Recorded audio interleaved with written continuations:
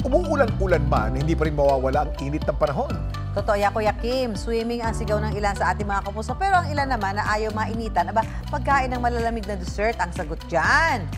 Kung ganyan ang cravings nyo, sagot na namin kayo dahil dito palamig kayo dyan! Ayan. Eto na po, makakatikim tayo ngayon ng isang traditional dessert. Yun. Ito po ang tinatawag na knickerbocker na kilalang Sunday dessert sa Zamboanga. Gawa ito sa iba't ibang prutas at jelly. Kaitsura pa lang, matatakam ka na. Ang kulay nito sumasalamin din sa makulay na kultura ng Zamboanga. But mula sa Zamboanga, dinala ito ni Jerlyn Batik sa Parañaque City. Paborito raw ng kanilang pamilya ang dessert na knickerbocker. Kaya naman from cravings, ginawa na rin nila itong negosyo. Yan.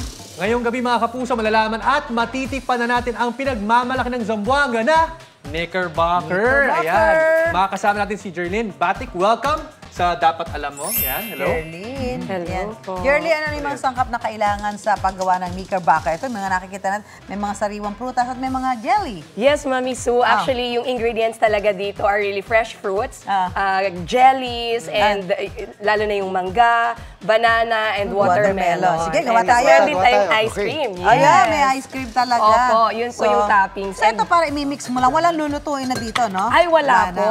Tapos meron po tayong sherbet. It's a buko lychee. Ay, ito ba yun? Ito yes. Yung sherbet na yan, sherbet may nila. ready-made o yun ay ginagawa nyo rin? Ginagawa po Ginagawa talaga nyo rin. namin. At may gatas din ito. Yes po. And Ayun. yung gatas din po is kami din po Okay. nag-formulate. Sige, mix, tulungan mo para gumawa ng ano. Kailangan yung magagawa dyan ay para sa iyo. Yes. Tikman natin. Ayan.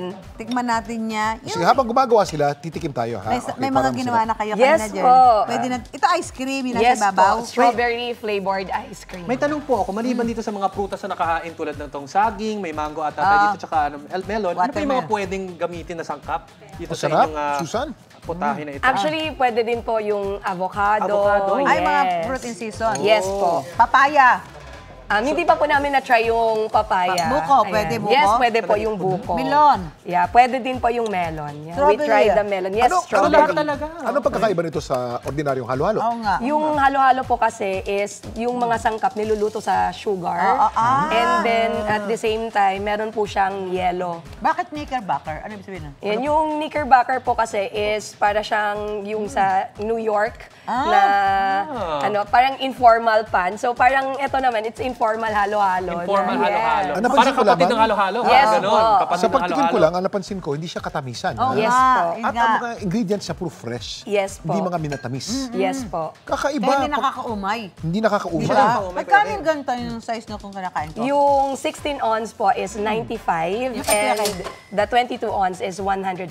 Ba, not, oh, Not bad. May nakagawa ako on time. Sakto. Ayan, Ang tama. saya.